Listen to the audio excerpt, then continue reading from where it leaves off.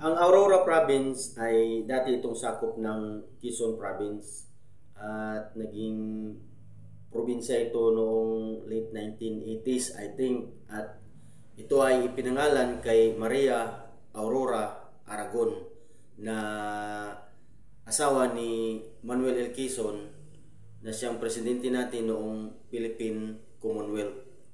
At ang kapital nito ay ang Baler.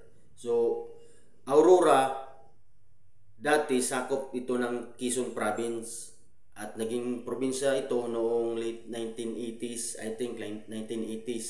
And then ito ay ipinangalan kay Maria Aurora Aragon na asawa ni President Manuel L. Quezon at siyang presidente noong Philippine Commonwealth.